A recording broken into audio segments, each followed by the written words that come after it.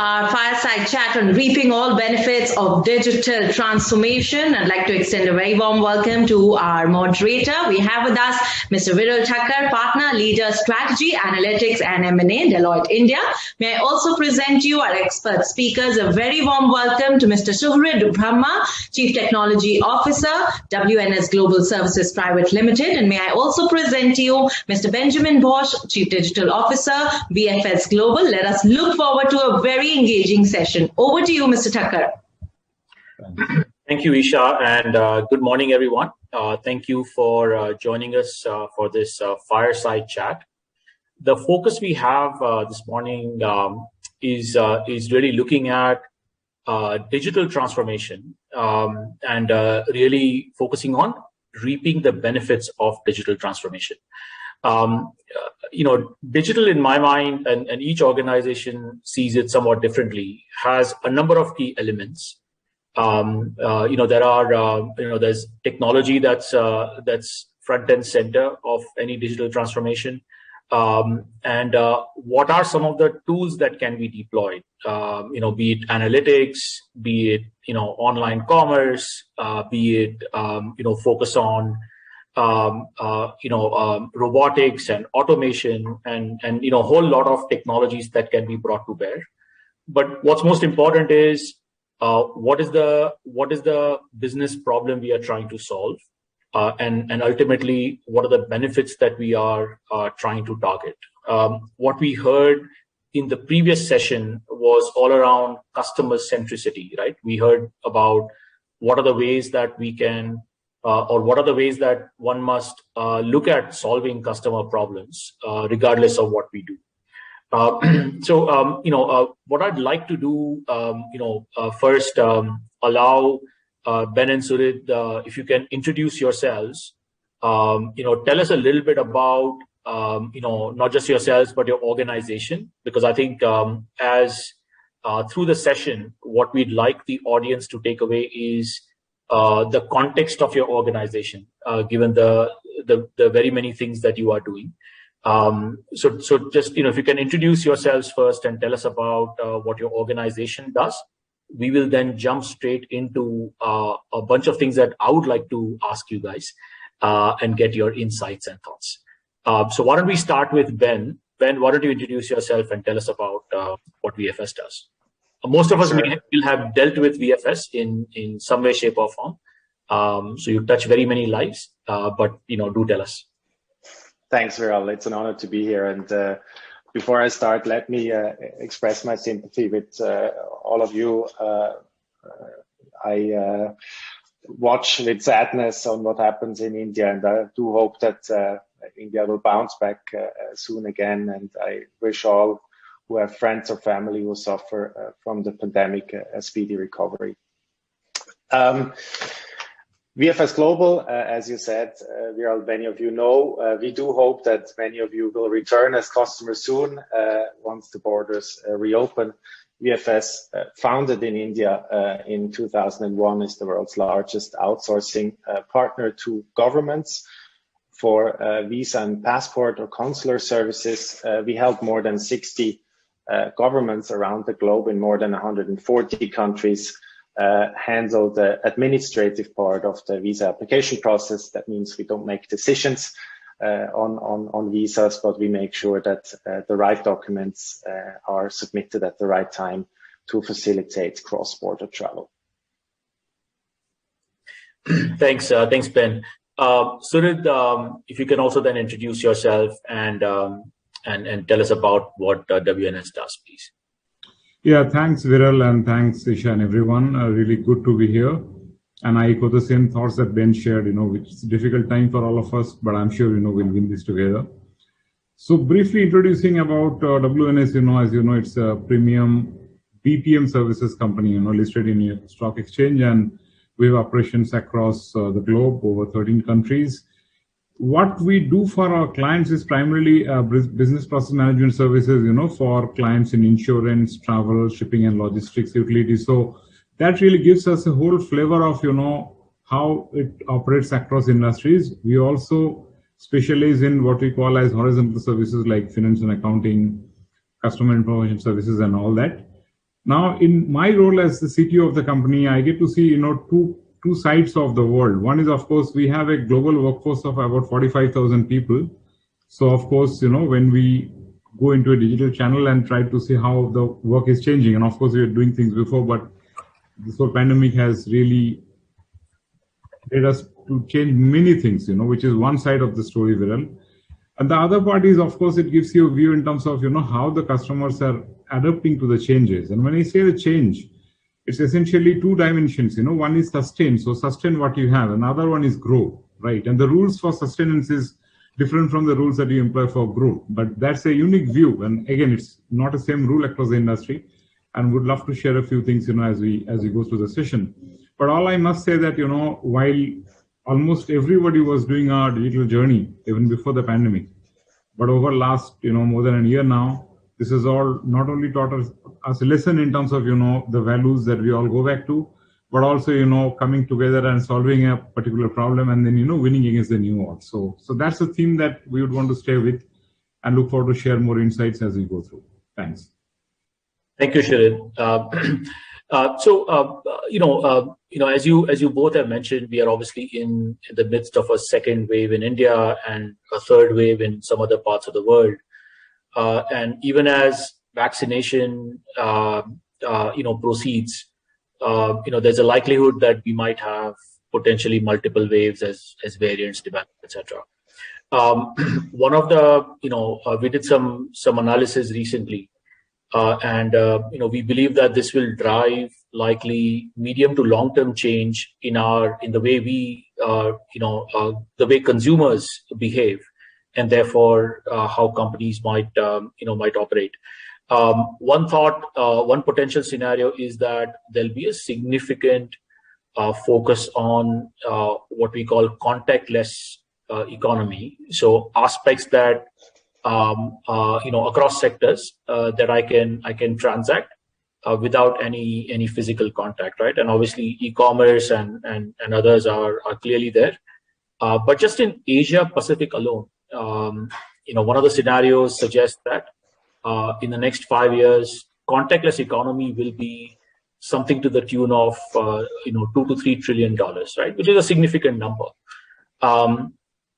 Whether this impacts the industries that you both cater to. In some ways, you both cater to travel and tourism in various ways. And it may impact your organizations in different ways. But it's highly likely that there'll be some long-term changes that come your way. So in the context of what's been going on, or even without that, right? What you had been looking at, what does digital transformation mean in each one of your business organizations? And at some level, you both are in the services business, right? Outsourcing in some way, shape, or form. But with some interesting twists, when you have to, I think you mentioned 60 governments. So after United Nations, I'm guessing you are probably dealing with most number of governments at one point in time. So to cater to that level of and each government has presumably their own concerns around privacy and what they'll allow, etc. And then Suhrid, in your case, you have a lot of a variation in terms of your client base itself, as you said, ranging from insurance companies to travel and airlines and so on. So if you can tell us, what does digital transformation means in your contexts, and then tell us what are some of the ways you are addressing and how do you approach digital transformation. So Suhrid, why don't we start with you this time? If you can tell us what that means. We can then, ask you more questions. Sure, Viral. So let me just, try to define, because digital transformation is, more like an umbrella term. It is, used for a wide range, sometimes I would say misused also. But for me and for us, at WNS, the way we see it, it's, of course, I'll give an example and which I personally relate to very well. All of us have used Lego blocks, right?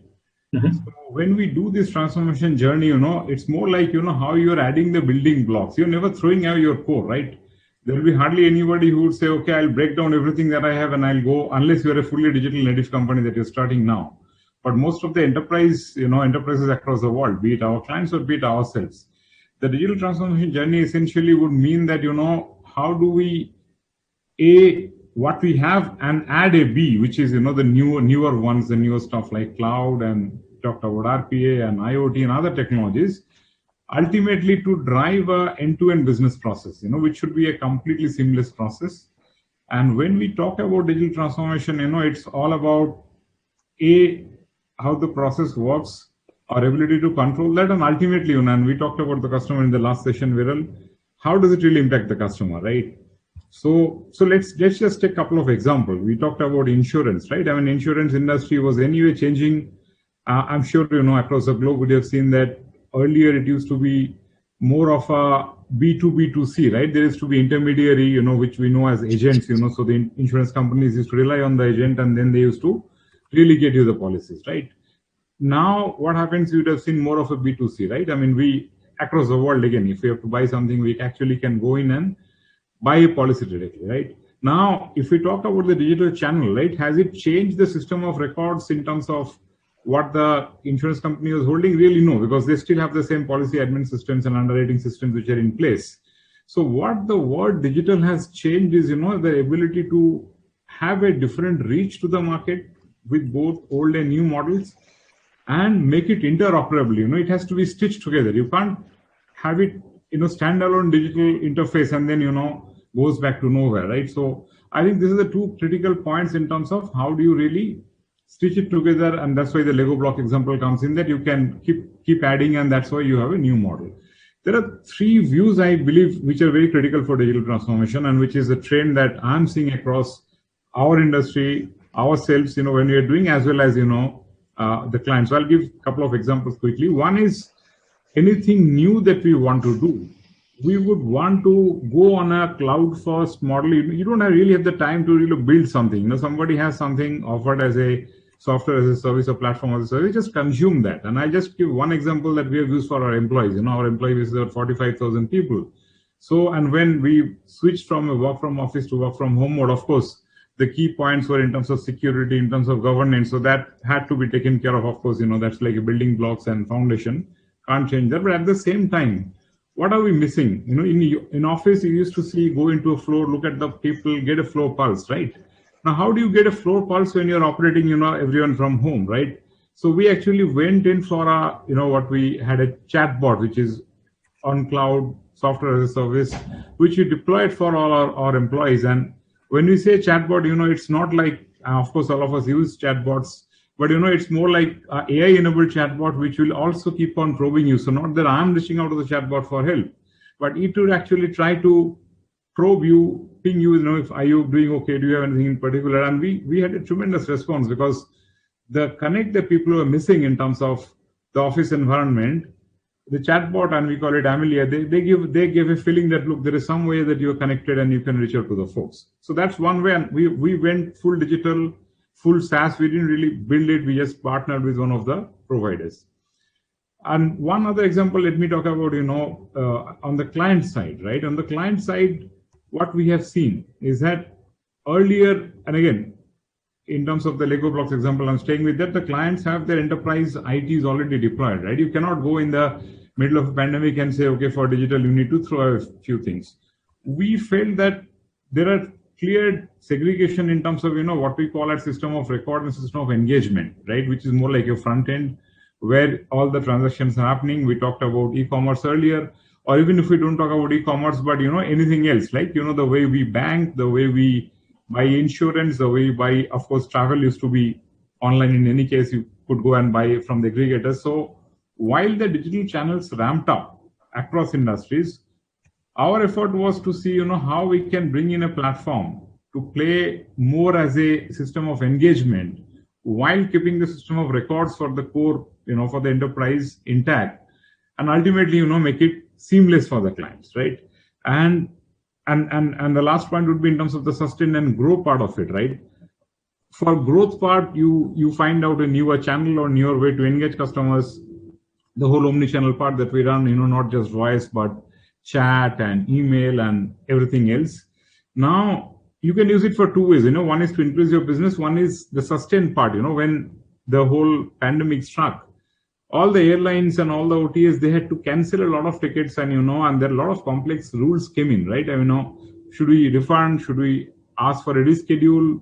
What does the customer want? What would make him more unhappy? So we ended up building a lot more business rules, and again, of course, use the software as a service kind of solutions, which could give that directly. And there's a lot of usage of AI and machine learning that came in, because when you are dynamically building new business rules, which are new and kind of didn't exist in the same form and shape earlier, it's more like how you go in and how do you really deploy it, how you stitch together, and again go back on the business outcome. So that's broadly, I would say, Viral, in terms of if you look at the employee side or if you look at the different customers, that's how our experience has been. I'll pause here, to get any views, but again, can elaborate other areas as we go forward.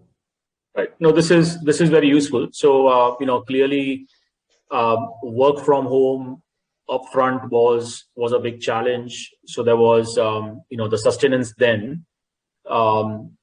Additional you deployed digital tools to handle the cancellations and rerouting, etc. At the start of the pandemic. And then from a long-term perspective, I like your analogy of Lego building blocks. Keep the core constant, but build around it, and presumably that also lets you be more agile and responsive to client needs and market needs. So that's useful. Thank you. Ben, tell us what is the VFS view of digital? What does digital mean in the context of VFS? Happy to and echo Suhrid's thoughts on Lego blocks. I like that analogy. When I think about digital transformation, I focus a bit more on transformation to offer a bit of a complementary view to the previous one. In my experience, the term digital often triggers an allergic reaction by people that are without a tech background, right? For no good reason. They often then imagine somebody with VR goggles tweeting something that Elon Musk has said. And that's of course not what I want, especially because I'm not an engineer by training. I have a business background. Probably one of my biggest regrets is that I can't write code, which to my excitement is less of an issue now with low code and no code platforms emerging. Going back to transformation, what is transformation to me? And I think that's very important as our organization embrace technology. Transformation is a commitment that every organization has to make before they even start thinking about technology. And I think it's commitments across three dimensions. The first one is a commitment to patience. And I think I echo what Suhrid said before.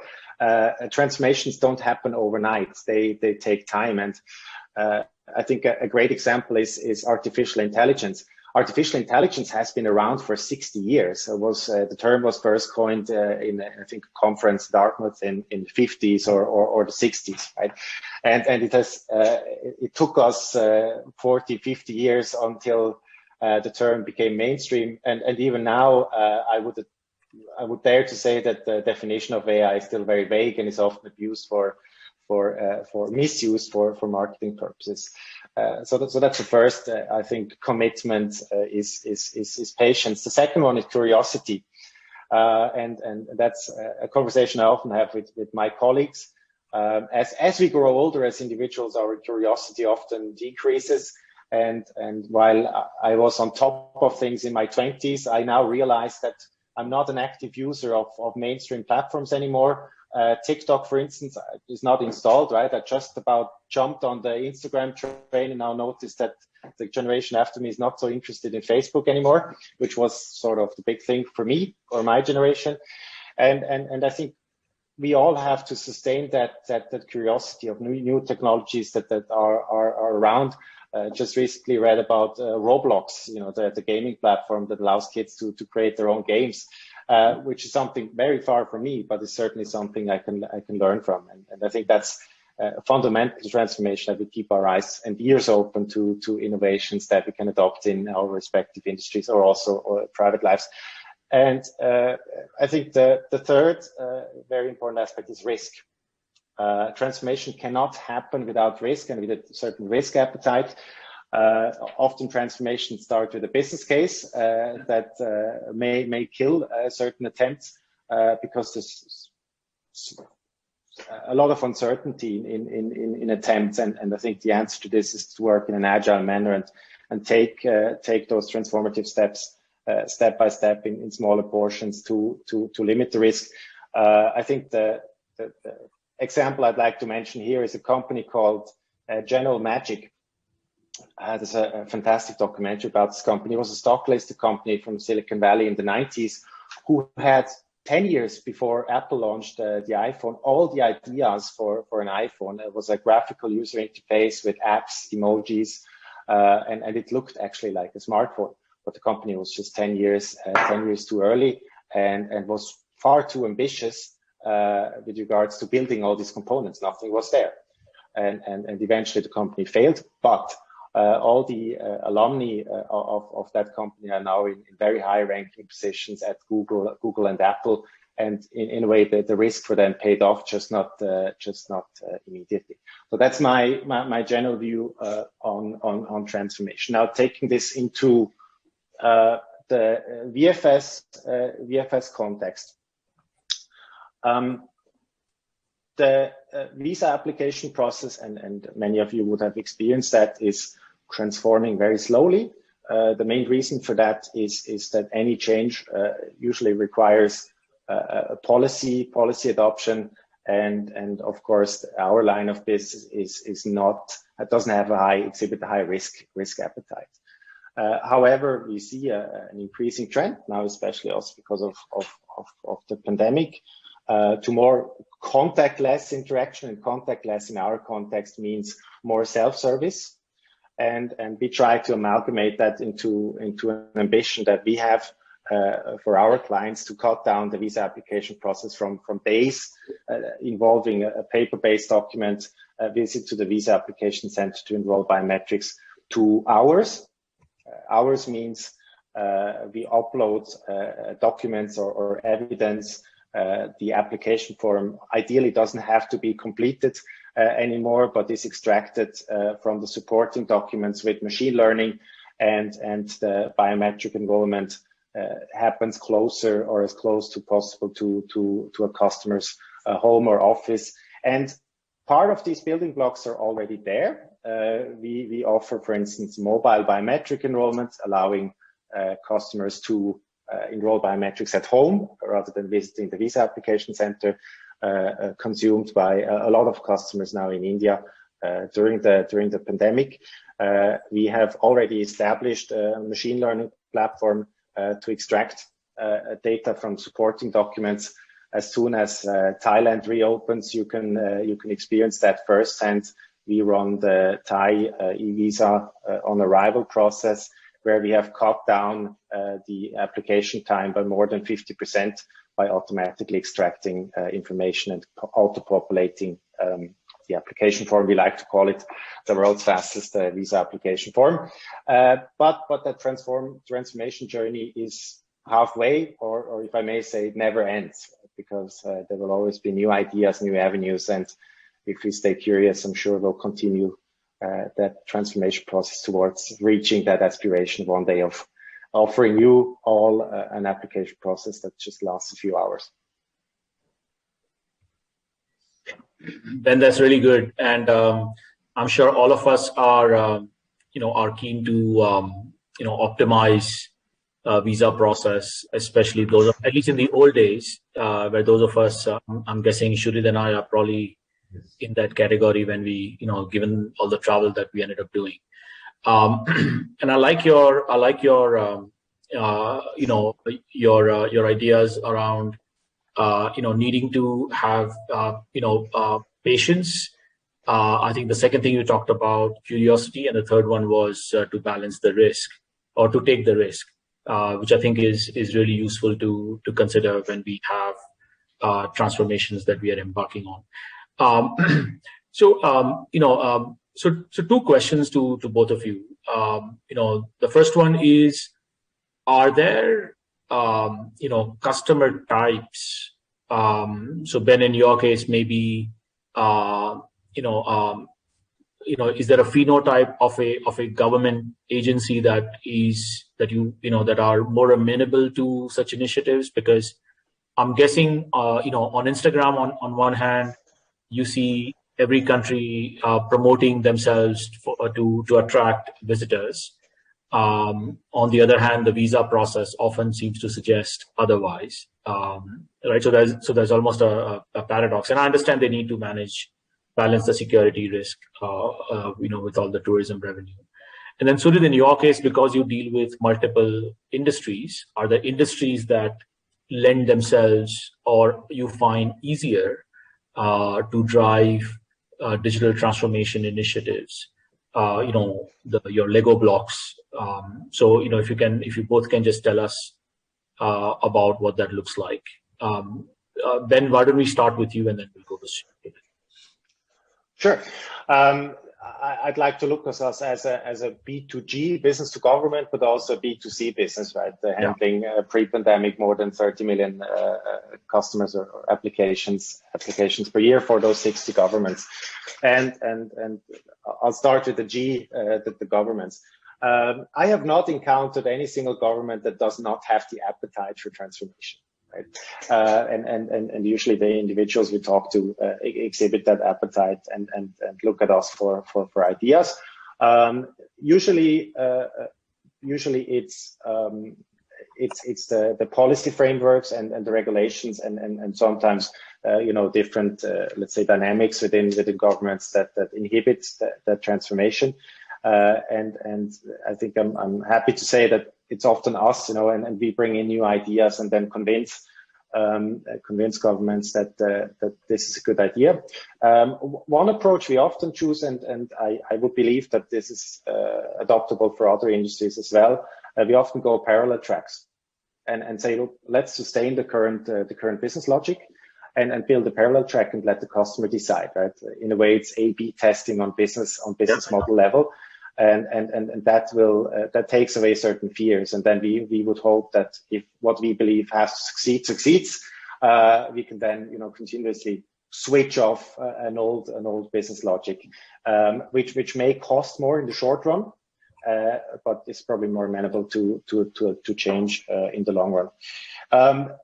As to answer your question, which governments are more forward thinking, I think we can witness that in the visa process itself.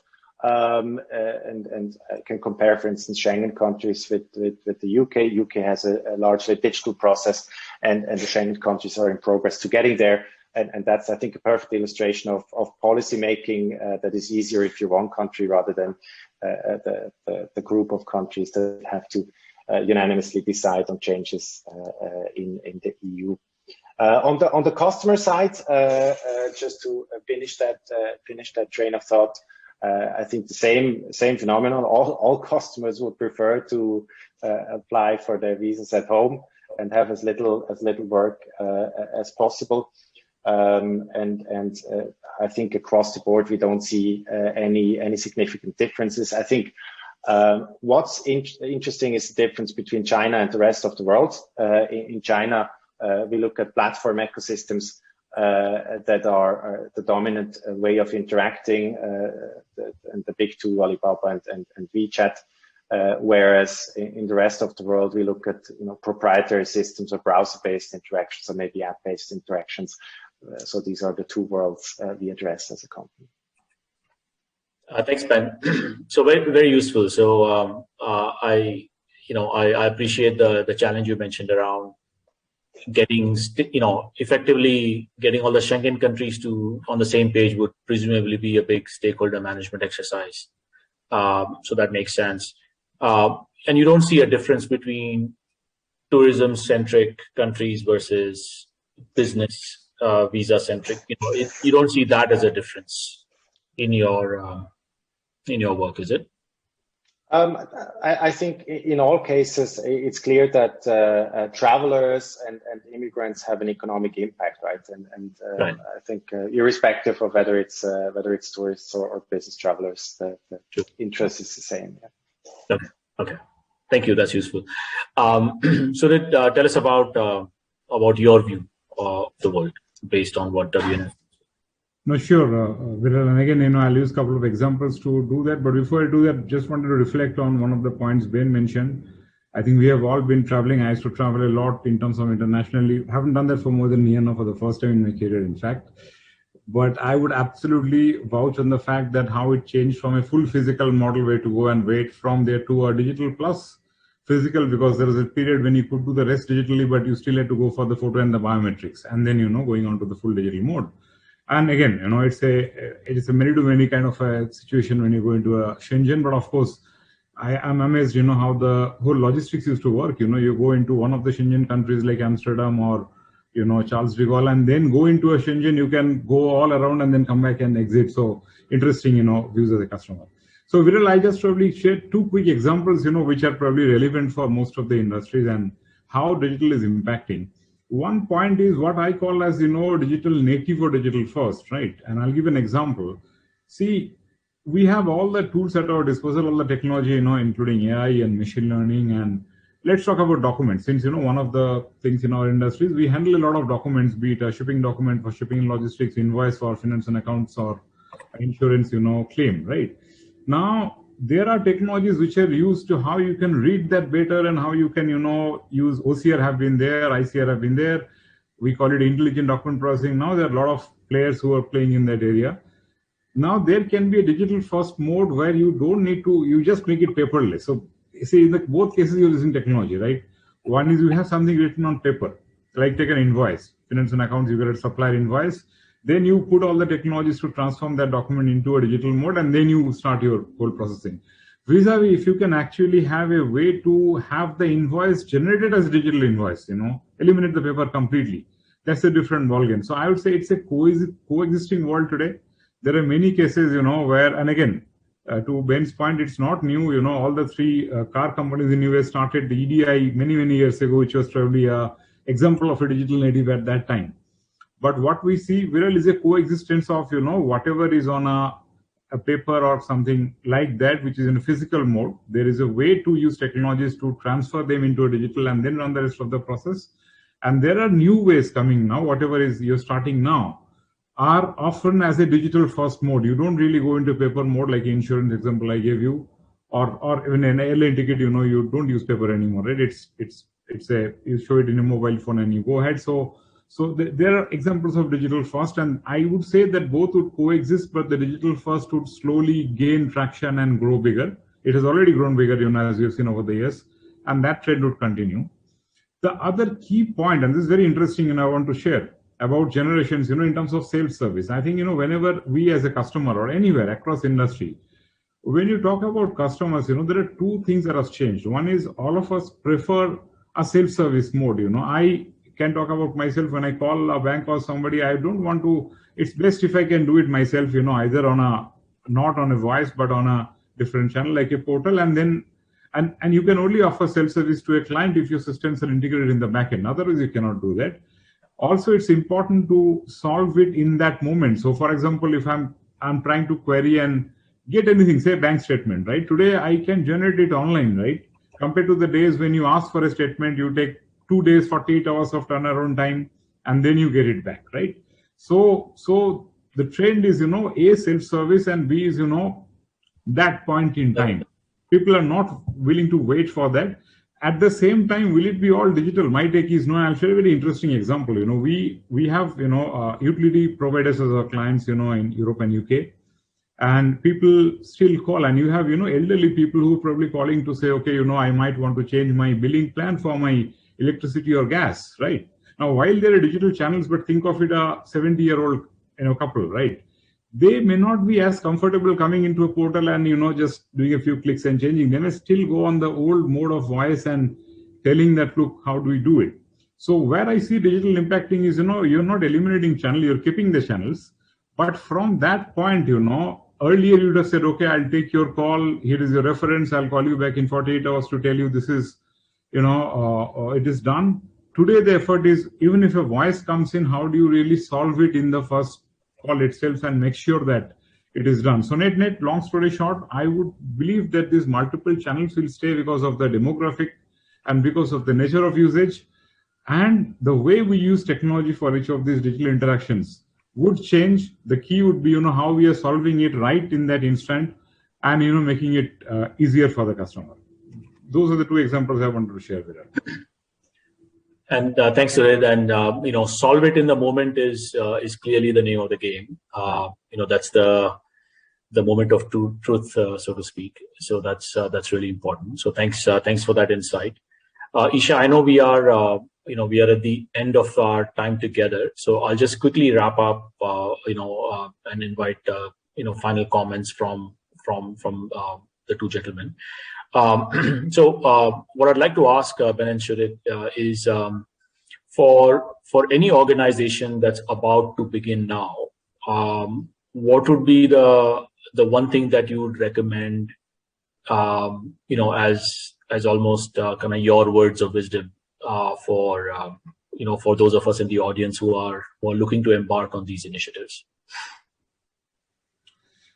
Okay, so if I go first, Viral and Ben, I would say that, somebody starting now has the advantage of, it's like a blank paper, you can draw it yourself, and most of them would really go on a cloud first, digital first mode. You won't really go into, the old building blocks that you need to. So that's why you see there are two things. The old enterprises would have and again, examples like if you look at the banks here versus the new fintech companies who are coming in, right? So my take, Viral, would be, there would be more of digital first, digital native solutions, if somebody is starting first, while the incumbents, the larger players would do the digital journey. And my summary on digital transformation would be, it is unlike anything else. It's a journey. You can never say that, okay, I'm done with my digital transformation project. There is no digital transformation project per se. It's a journey that is continuous, would evolve, and it would more and more be an ecosystem play. You can't do this alone. You need to have your customers and the whole ecosystem around you. So that's the message from my point of view. It's a journey that you need to continue with, and you need to really think about the ecosystem you're playing in, rather than, yourself and a few customers of yours. Thank you, Suhrid. Ben? Short term, I think start with the people, right? Don't start with technology, right? If you just pick up a technology and try to adopt it, it will most likely fail unless it's clear that everybody involved has the appetite and the trust, and again, the curiosity to engage. And I think I have often seen projects fail because the idea was never the problem, or the technology was never the problem. It was the fear of the stakeholders, and I think that's even a trickier task to tackle, especially in established and large organizations where some of the employee population and senior executives stands to lose in their positions because they are replaced or their skill set is outdated, and that fear is often more powerful than the appetite for new technology. And also just the fear of change, right? Yes. Any change people are uncomfortable with. So excellent. So thank you, gentlemen. Appreciate the insights. I wish we had more time, but I know, Isha, you're getting nervous because the next set of panelists are already here. So thank you once again for joining the Fireside Chat, and thanks to all the all the folks in the audience who participated in the session today. So thank you once again.